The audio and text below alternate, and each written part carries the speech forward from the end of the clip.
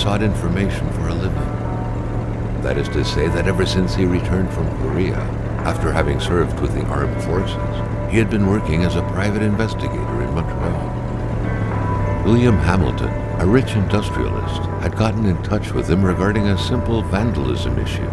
Nothing to write home about. Not worth hiring a private eye either, just so he can drive for hours on rough roads. But that's how it had always been. The client pays, Carl gets it done.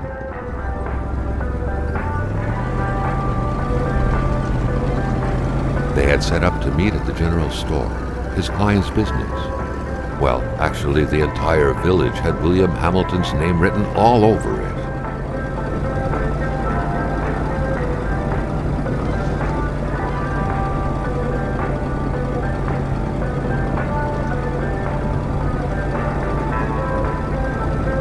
When the roads were bad, muddy, or snowed in, it was customary around these parts to close them off. But it was also customary to ignore those signs entirely and drive there anyway.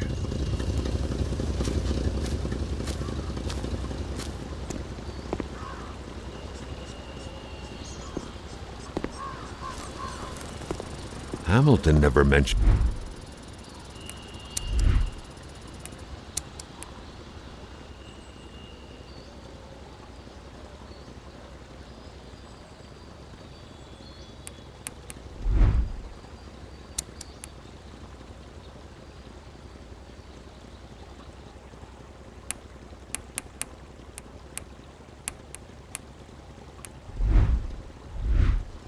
a road-blocking barrier. Why was it needed here in the back of Beyond? That would, however, be a mystery for another day. Carl had waited long enough for someone to come and raise it.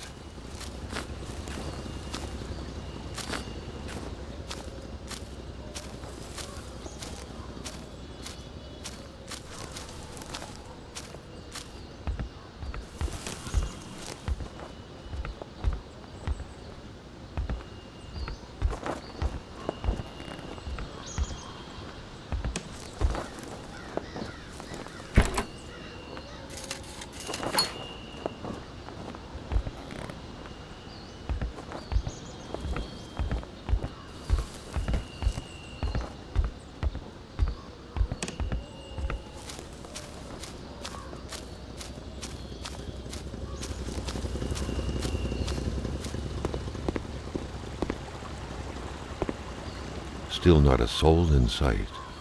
There was no point in waiting any longer. Carl had to figure this one out by himself. Hamilton is waiting for Carl in the general store. It was time for him to get down to business.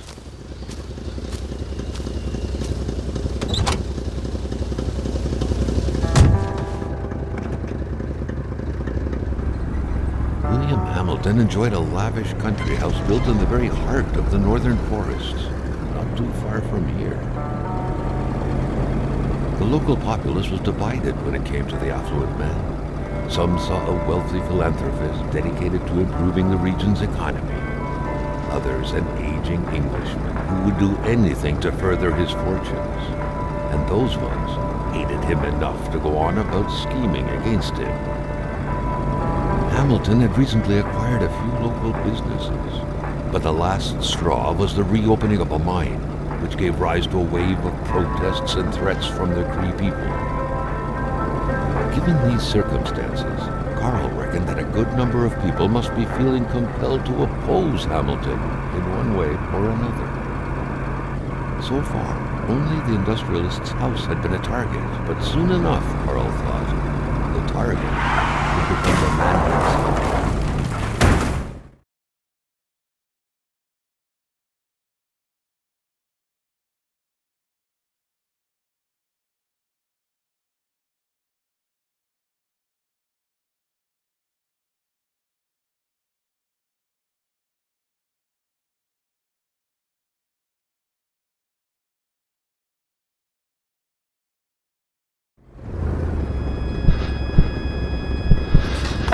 Carl needed to get out of there. The cold and the pain required urgent care.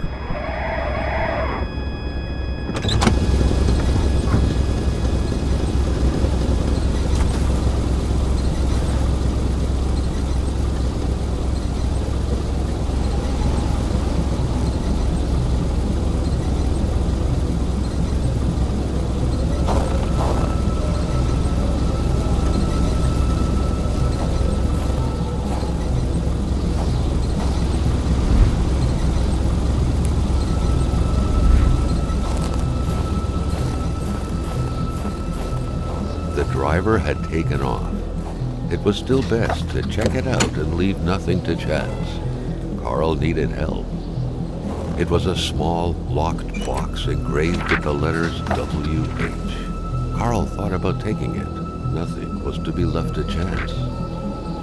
Such heart-wrenching Nordic poetry that was. But Carl didn't care much about flowery language.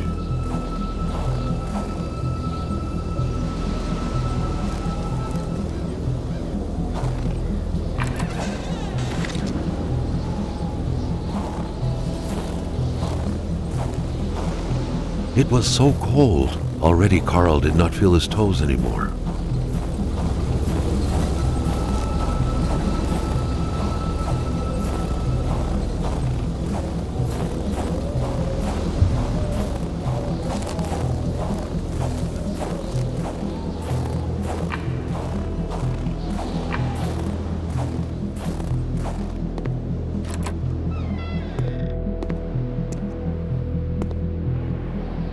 Even better than he had hoped.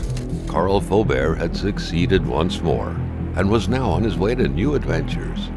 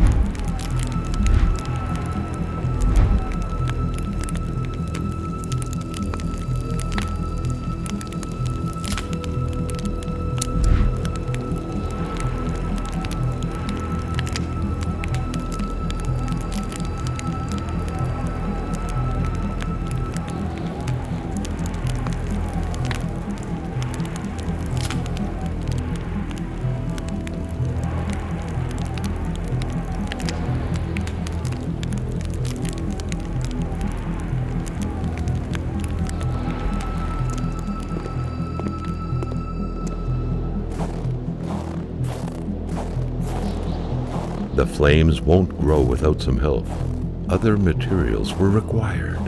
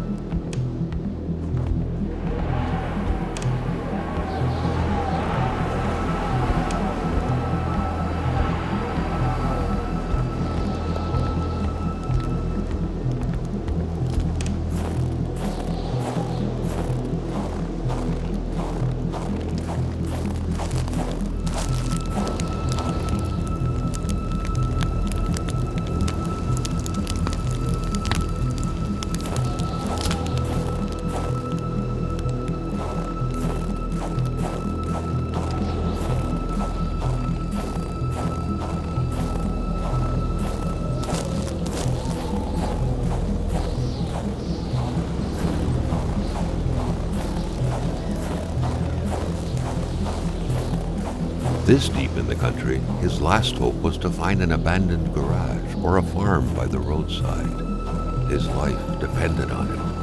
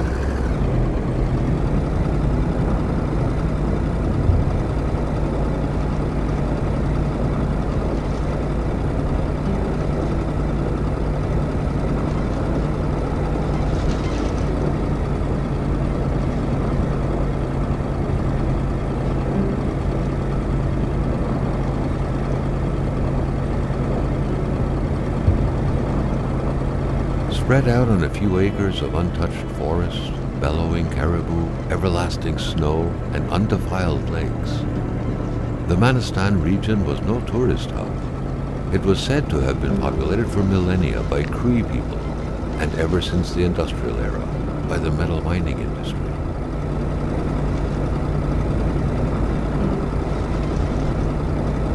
The truck was running on fumes. Good thing that the general store was close by.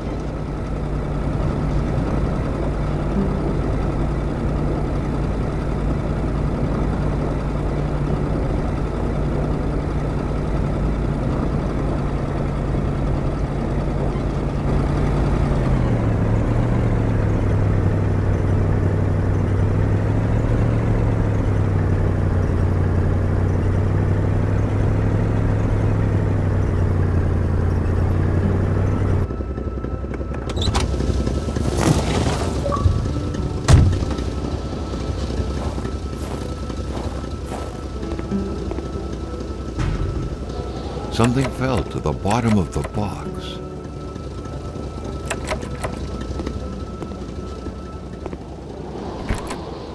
A milkman had to drive by every week to fill the bottles. The fresh milk indicated a recent visit.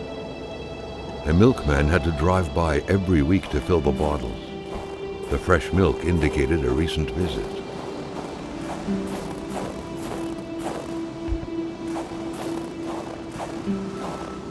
Carl was used to strange phenomena, but a chunk of ice like this, as if an iceberg came out of the ground, that was a first.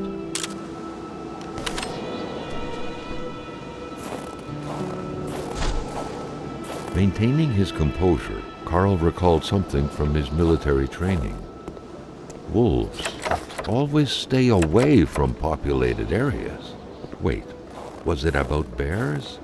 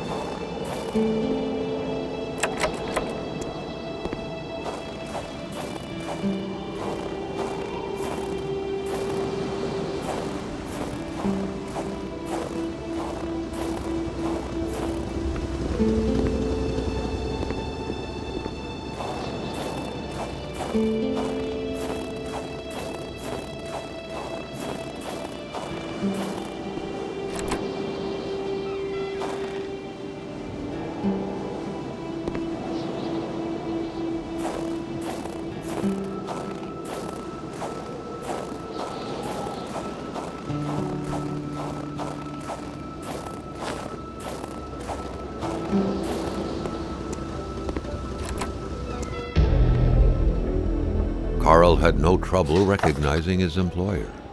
He had been killed. There was no need to be a detective to figure that out. But only a detective could have noticed that the killer had to have been very close, that the fatal blow had been given before the victim even realized. What could be inside that envelope? Carl was taken aback. He knew this address. It was said to be the address of the P.O. box for the Canadian Secret Service.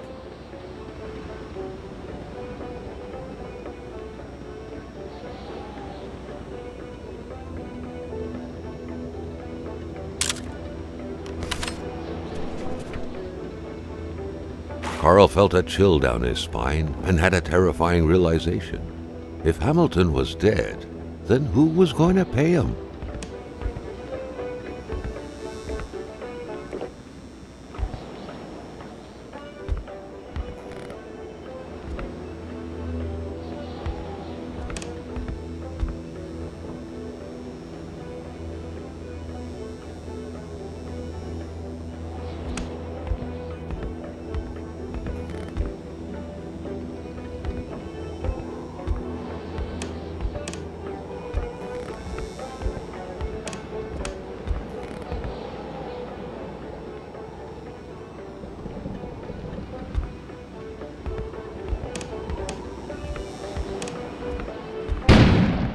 an explosion suddenly occurred outside.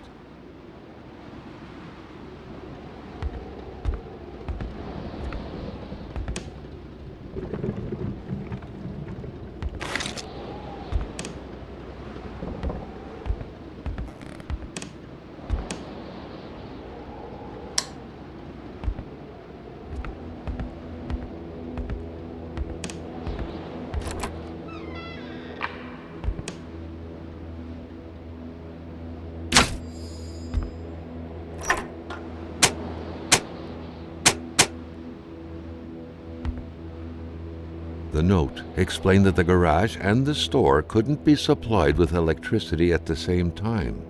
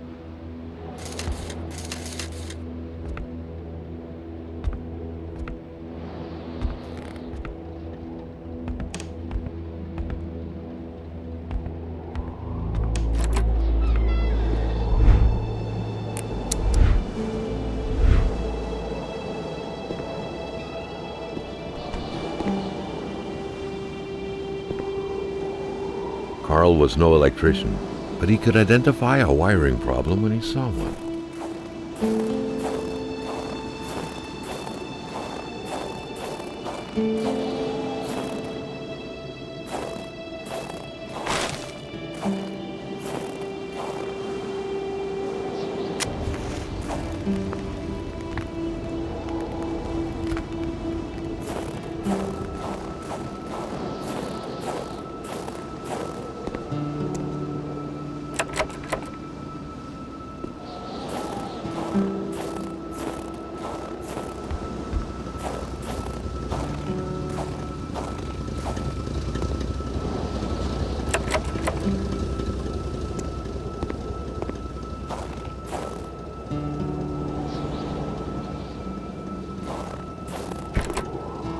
A milkman had to drive by every week to fill the bottles. The fresh milk indicated a recent visit.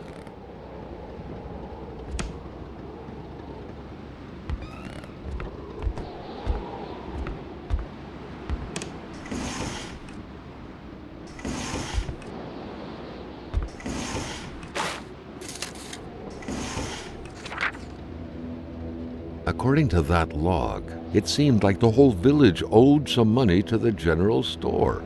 Carl was far more interested in the bunch of nearby addresses he had just gotten his hands on, though.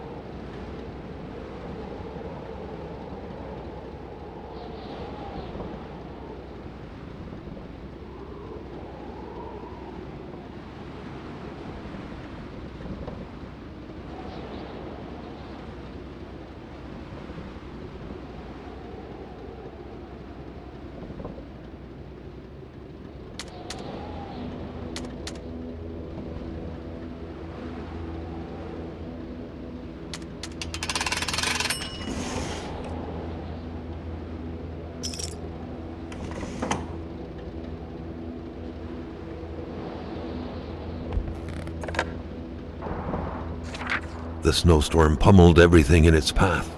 Carl was not surprised when he heard no tone. Carl knew that Gilles Lachance was in charge of the general store. That made him one of Hamilton's employees. A very angry employee, as Carl could plainly see.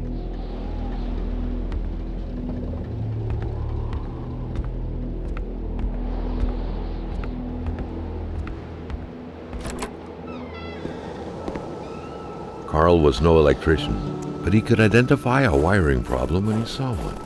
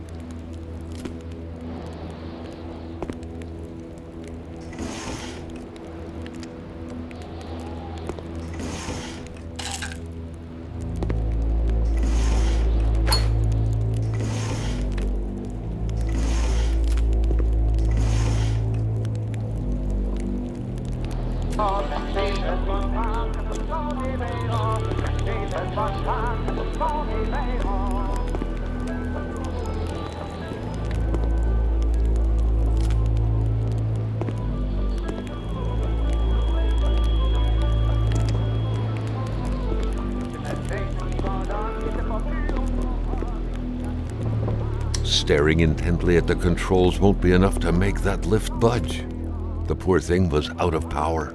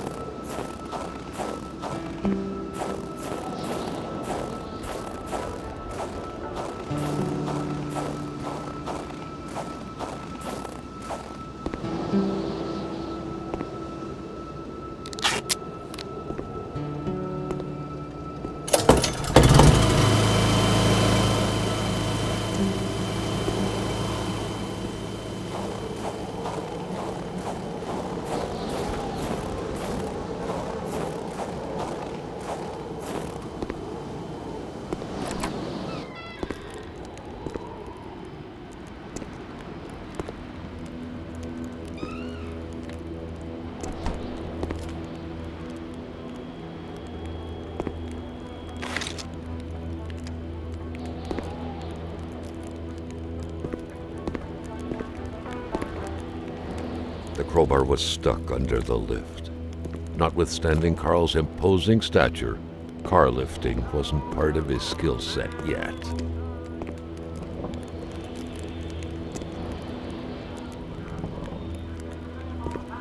Staring intently at the controls won't be enough to make that lift budge. The poor thing was out of power.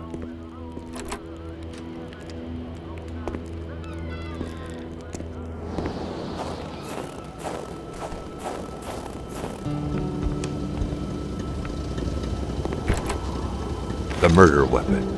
What was that doing there, Carl wondered. Hamilton must have been determined to keep some information secret to post this key. Shame he got unlucky. Everything made sense now. Poor Hamilton's denunciation was interrupted, and he figured it would be best to lock everything up and send the key to his correspondent, who would receive the box later on. Clever, but not enough. That's what happens to ordinary people playing spy.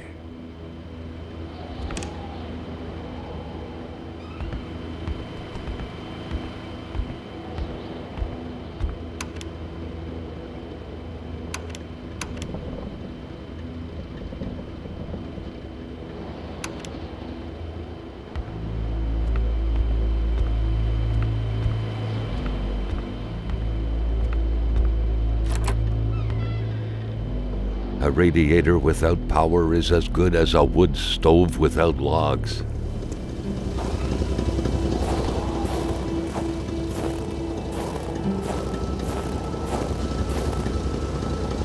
pumps wouldn't surrender their divine nectar so easily. In all likelihood, they had to be switched on from inside the store.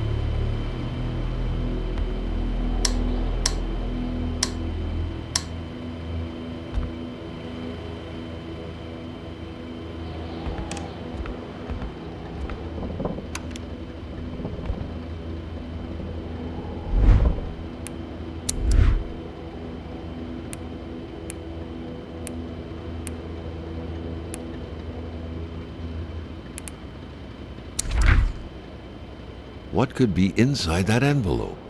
Carl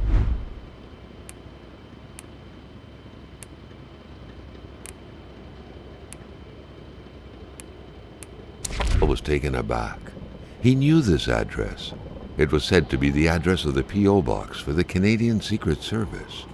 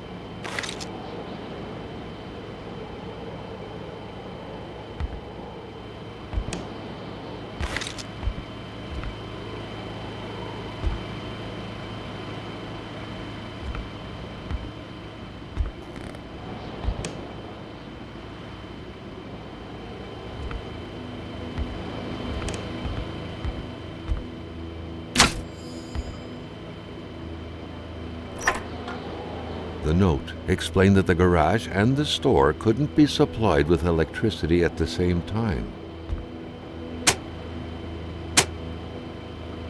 The note explained that the garage and the store couldn't be supplied with electricity at the same time.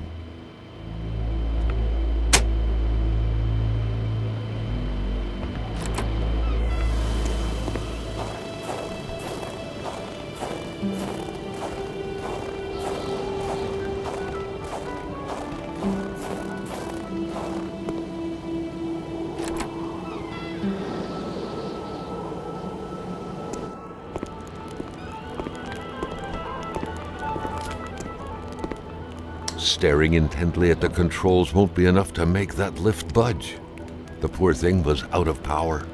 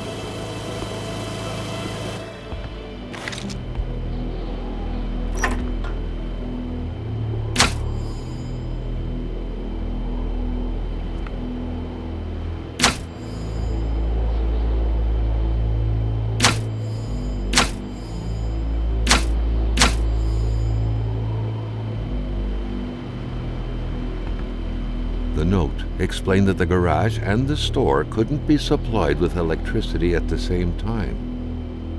The note explained that the garage and the store couldn't be supplied with electricity at the same time.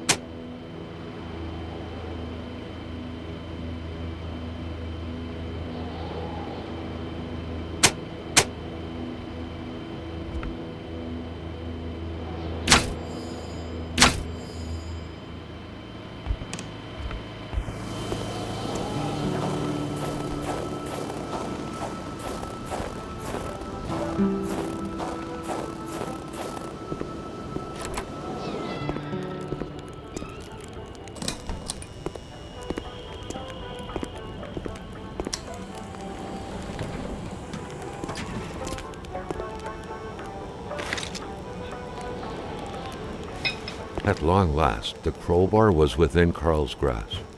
Surely it would come in handy at some point.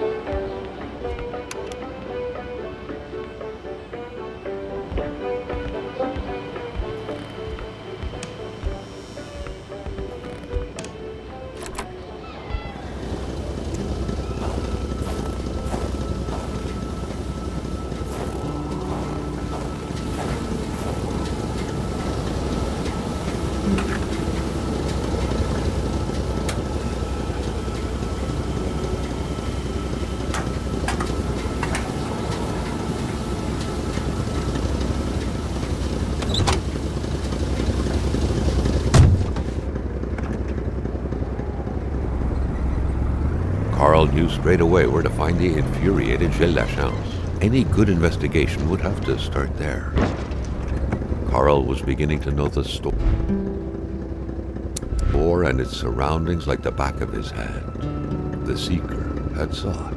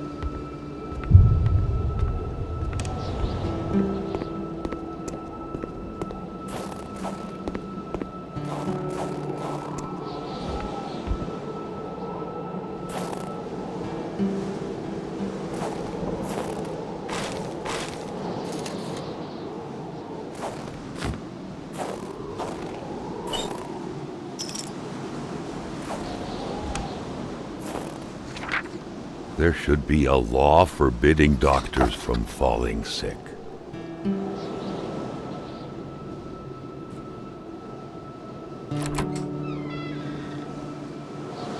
In spite of Dr. Beaupré's goodwill, the place didn't look much like a physician's office. It could easily be mistaken for a sewing shop.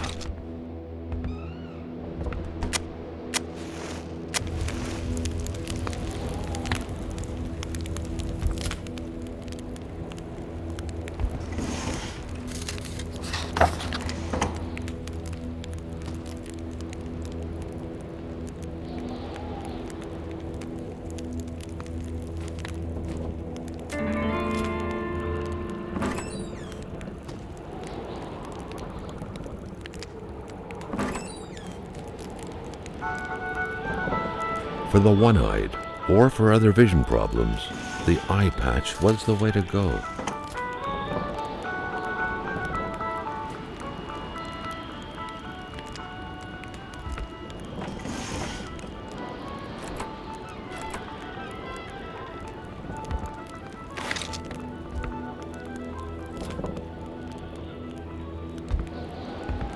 Carl got the trembles as he imagined the excruciating pain that kind of scalpel could no doubt inflict. Within these miserable walls, patients probably felt more like in a slaughterhouse than in a doctor's office.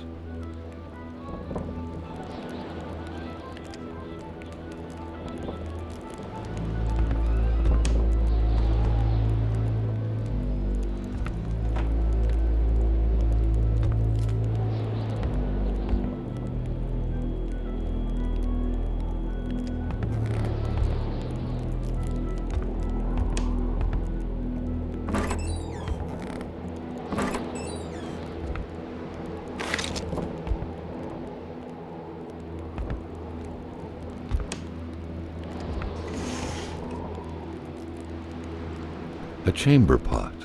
Fortunately for Carl, inspecting it wouldn't further this particular investigation. A communist manifesto. Only a few years ago, this type of allegiance meant prison time. And even at present, the Western world was very wary of the Soviet threat. Why would the doctor own such a book?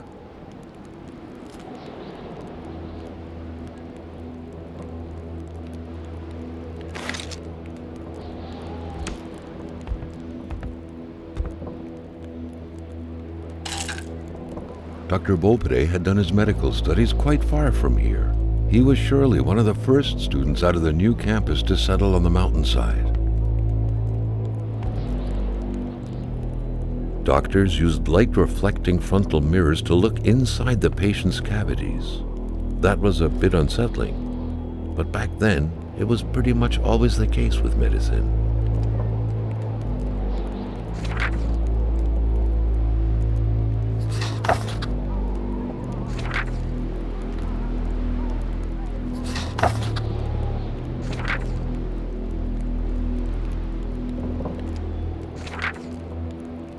There was no doubt that the doctor and Hamilton knew each other very well. The good doctor, flanked by his beautiful spouse. Pure happiness captured on cardstock. Carl recognized this woman's soulful eyes. Was it Dr. Beaupré who had hit him head-on at the village border? Nobody kills a rich patient to start a revolution. It didn't make any sense. He had to dig deeper still to understand. Luckily, that was Carl Faubert's specialty. The injured could be recognized by the large stains of red, an informal nickname given to Merbromen, smudged all over their injuries.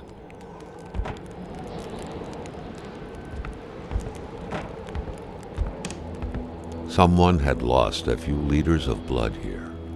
Carl's first thought had been a lumber accident, someone's hand cut by a saw, or a hunting accident. In any case, whoever had lost all this blood couldn't have gone far. Perhaps they were already dead.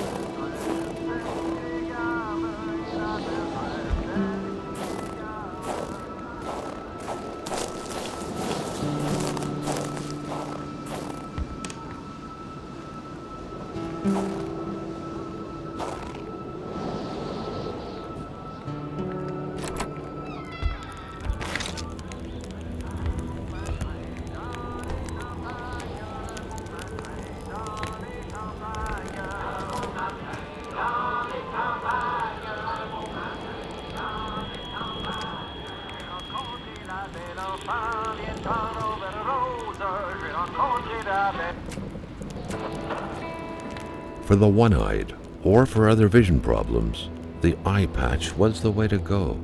Carl got the trembles as he imagined the excruciating pain that kind of scalpel could no doubt inflict. Within these miserable walls, patients probably felt more like in a slaughterhouse than in a doctor's office.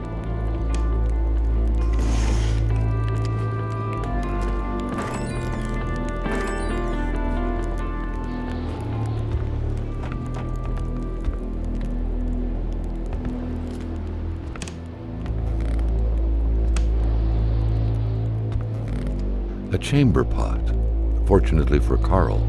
Inspecting it wouldn't further this particular investigation. Doctors used light-reflecting frontal mirrors to look inside the patient's cavities. That was a bit unsettling, but back then, it was pretty much always the case with medicine.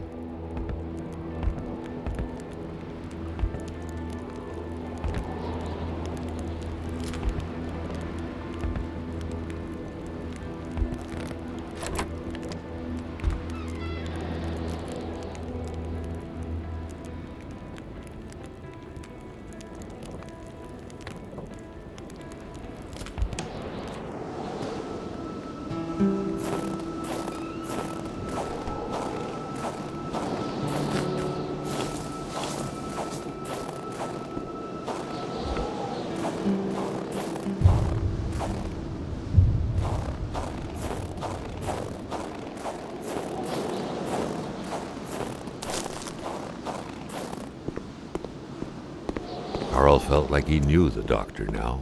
His belongings had spoken lengths about him. But what Carl had heard worried him.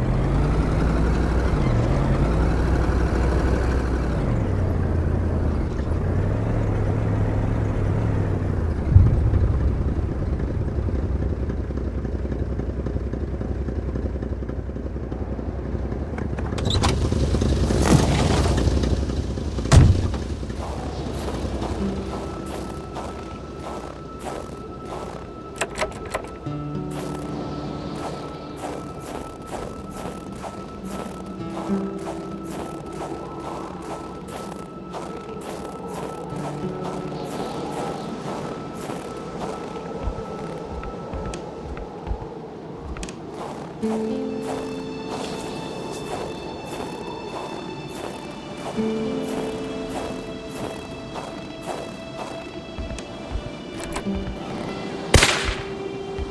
mon bonhomme! Fais là, l'étrange. Je m'attendais pas à ce qu'un étrange retentisse par ici. Moi te dire, je prends plus de chance depuis que ça rôde dans ce bout-là. J'ai ma carabine au bout du doigt, et puis bang, bang, bang, si ça s'approche.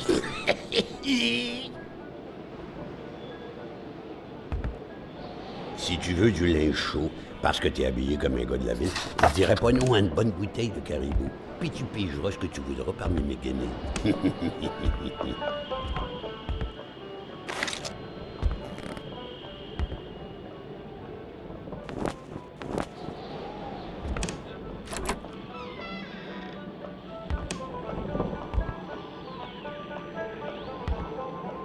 Ben oui, une couche. Tu peux-tu tout faire en même temps, toi? Touche pas à ça, l'enfant. Tu pourrais te faire mal.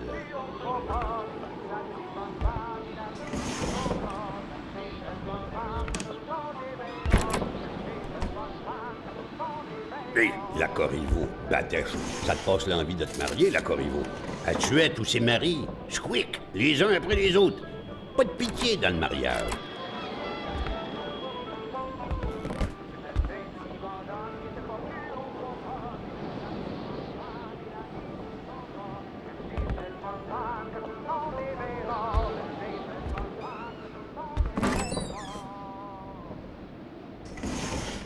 Oyez, oyez, oyez, il y a un petit gars d'écarté dans ma maison.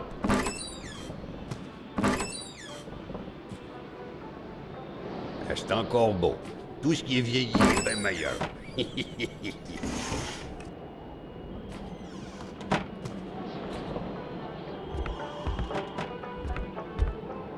Dans mon temps, c'était comme sur l'image. On était vrais, fiers, forts, puis on avait le bon lieu de notre bord.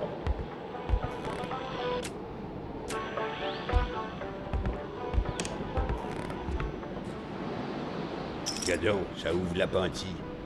Prends-la, je m'en fous. Perds ton temps dans mes déchets tant que tu rapportes du caribou.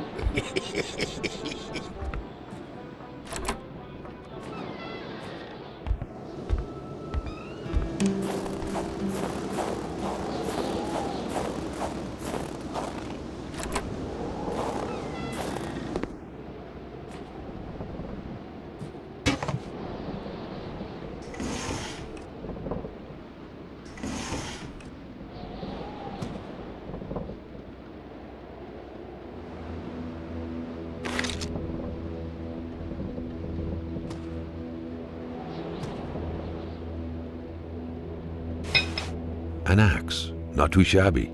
Carl felt he needed to protect himself.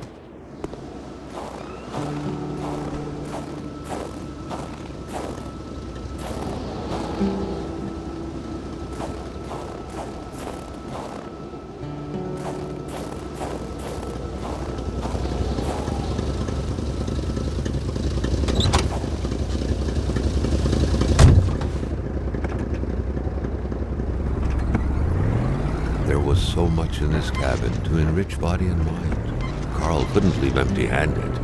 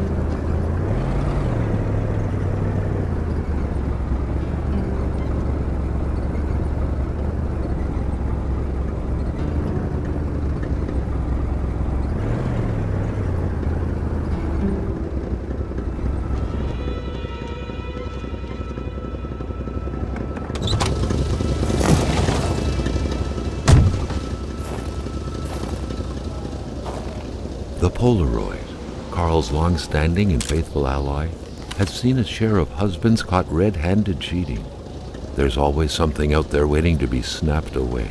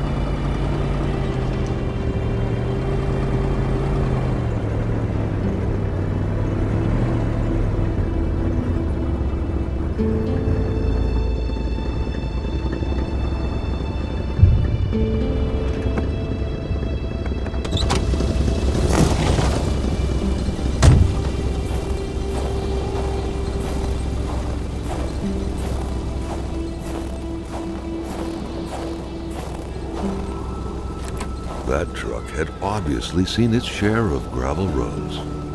Carl wasn't a mechanic, but he could easily tell that only the most heartfelt prayer would bring this old beater back from its slumber. With that cold, however, it was more likely that it would wait until next spring to wake up. The place looked more like a pigsty than a house. A heavy stench of curdled milk, cheap alcohol, and boiled cauliflower filled the air.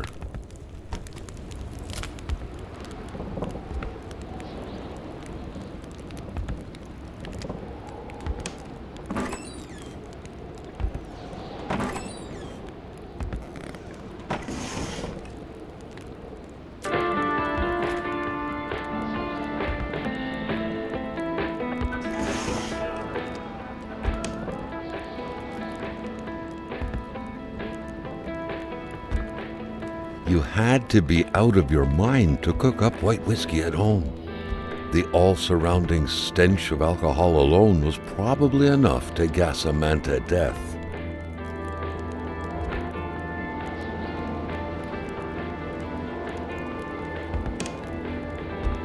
The rag reeked of fermented vomit. Carl wondered how one could bear to live in such gross and horrid conditions. Carl knew right away that the owner of this place wasn't a copper collector. No, this was a junkman's base of operations. The guy definitely seemed like quite the expert in scavenging scrap metal, with or without permission, surely. In the right hands, red metal could sell like hotcakes. Régin Blouin. Seems like that pig had a name after all.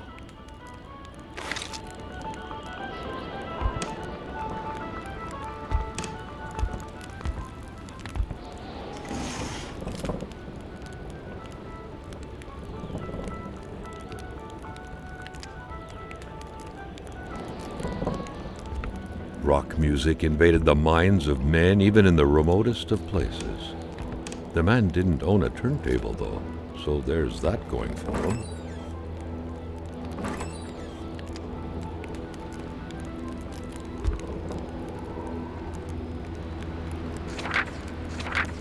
Back then, in Africa and elsewhere, people were ready to take up arms to stand against the yoke of English imperialism. In Montreal, mailboxes were blown up, abductions were carried out, and violent manifestos were distributed to media outlets. But around here, in the great northernmost, all a man could do is curse out loud against a faraway evil and pray for the revolution to arise. That man, by any reckoning, was from that very stock.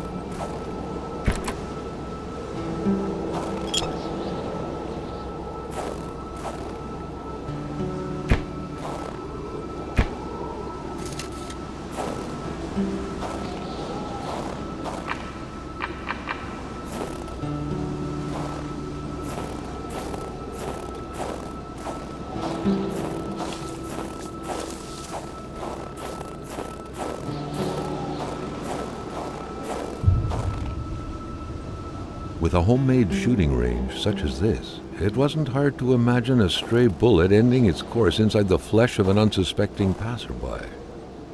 Granted, Carl thought, there wasn't much in the way of passersby around here.